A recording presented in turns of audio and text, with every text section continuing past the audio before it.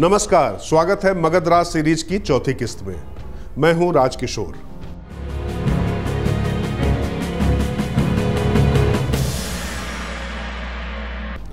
आज हम उस निर्णायक दशक की बात करेंगे जब बिहार में कांग्रेस ने अपने ही पैरों पर कुल्हाड़ी मार ली। एक तरफ कर्पूरी ठाकुर पिछड़ी राजनीति की नींव रख रहे थे, तो दूसरी तरफ कांग्रेस ने पिछड़ों, दलितों और मुस्लिमों को सत्ता से दूर रखने की ऐसी रणनीति अपनाई जिसने उसे हमेशा के लिए राज्य की राजनीति में समेट कर रख दिया। लोकसभा में राहुल गांधी आज भले ही पिछड़ों और दलितों की भागीदारी पर खूब बोल रहे हों, लेकिन बिहार में उन्हीं की कांग्रेस पार्टी की पुरानी रणनीति घातक साबित हुई। दरअसल बिहार की राजनीति में कर्पूरी ठाकुर का उदय उस दशक की कहानी है जब सत्ता अगड़ों की गुटबाजी और अस्थिरता के दंगल में धंस चुकी थी। 1967 के विधानसभा चुनाव में कांग्रेस का पतन हुआ और उन्हीं के बागी नेता महामाया प्रसाद सिन्हा ने कांग्रेस की सत्ता को उखाड़ फेंका। नई बनी पहली गैर कांग्रेसी सरकार में अति पिछड़ा वर्ग से आने वाले नाई समुदाय के कर्पूरी ठाकुर उप मुख्यमंत्री बने। यह भविष्य में पिछड़ों के राजनीतिक उत्थान का पहला स्पष्ट संकेत था, लेकिन यह सरकार ज्यादा दिन टिक नहीं पाई। केबी सहाय ने अपनी हार का बदला लेते हुए सरकार गिरा दी और इसके बाद जनवरी 1968 में सत्ता के लिए गजब की राजनीति शुरू हुई। केबी सहाय अपने भरोसेमंद बिंदेश्वरी प्रसाद मंडल यानी बीपी मंडल को मुख्यमंत्री बनाना चाहते थे। तब बीपी मंडल सांसद थे। अंतरिम सीएम की तलाश हुई और शोषित दल के सतीश प्रसाद सिंह, जो कुशवाहा समुदाय से थे, उन्होंने मंडल के मुकाबले इसमें बाजी मार ली। वह केवल 5 दिनों के लिए मुख्यमंत्री बने। यह इस बात का स्पष्ट संकेत था कि अगड़ी जातियों को यह महसूस होने लगा था कि पिछड़ों को साथ में ले बिना अब सियासत में वो टिक नहीं सकते। सतीश प्रसाद सिंह के इस्तीफे के बाद बीपी मंडल, जो कि यादव समुदाय से थे, वह मुख्यमंत्री बने, लेकिन वह केवल 50 दिनों तक ही कुर्सी पर टिक पाए। इस बीच केंद्रीय कांग्रेस में इंदिरा गांधी बनाम पुराने नेताओं की गुटबाजी चरम पर थी। कांग्रेस पर्दे के पीछे से सरकार चलवा रही थी, लेकिन कोई भी सरकार टिक नहीं पाई। 1968 में पहली बार राष्ट्रपति शासन लगाना पड़ा। 1970 में सोशलिस्ट पार्टी के समर्थन से मुख्यमंत्री बनने की बारी कर्पूरी ठाकुर की आई।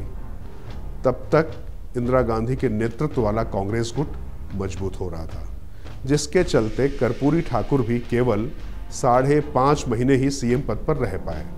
यह राजनीतिक अस्थिरता ही थी कि 5वीं विधानसभा ने 3 साल में 5 मुख्यमंत्री देख लिए और यह बिहार राजनीति में आयाराम गयाराम का दशक बन गया।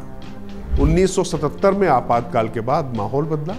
केंद्र में कांग्रेस की सत्ता जाने का असर बिहार में भी हुआ और राज्य में जनता पार्टी की सरकार बनी। इस बार कर्पूरी ठाकुर दूसरी बार बिहार के मुख्यमंत्री बने, लेकिन इस बार कर्पूरी ठाकुर कुछ अलग ही सोच कर आए थे। उन्होंने सैकड़ों उपजातियों में बटी पिछड़ी जातियों को एकजुट करने के लिए नवंबर 1978 में बिहार की सरकारी सेवाओं में उनके लिए 26% आरक्षण का प्रावधान कर दिया। यह साधारण आरक्षण नहीं था, यह बिहार की राजनीति का सबसे बड़ा विस्फोटक क्षण था, जिसे आज कर्पूरी फार्मूला के नाम से जाना जाता है। इस फार्मूले में सबसे बड़ा क्रांतिकारी दांव था ओबीसी का विभाजन।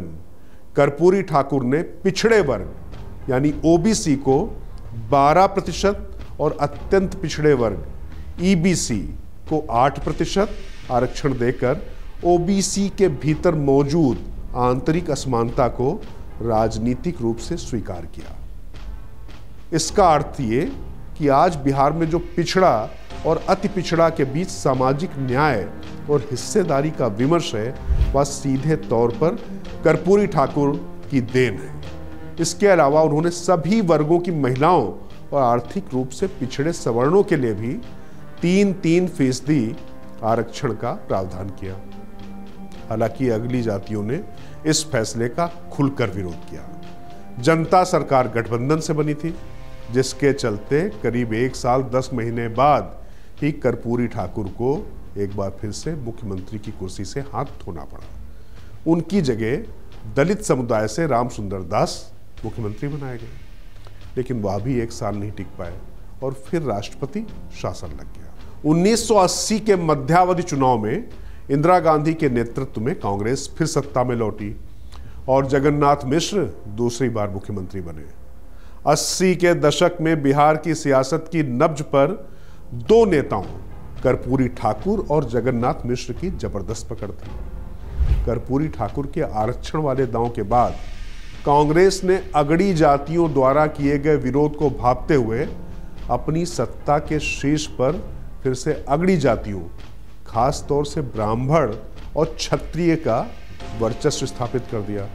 1980 से 1990 के बीच कांग्रेस ने जिन 5 नेताओं को सीएम बनाया, उनमें से कोई भी पिछड़ा, दलित या मुस्लिम नहीं था। जगन्नाथ मिश्र को 1983 में राजीव गांधी से अनबन और आंतरिक गुटबाजी, जिसमें भूमिहार नेता ललितेश्वर प्रसाद शाही का विरोध प्रमुख था, उसके चलते हटना पड़ा।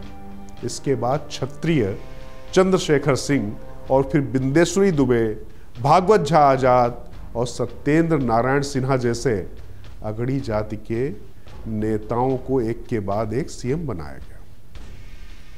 कांग्रेस के पिछड़ों को सत्ता के शीर्ष से दूर रखने की यह रणनीति ही बिहार में उसकी सियासी जमीन उखाड़ फेंकने का कारण बनी।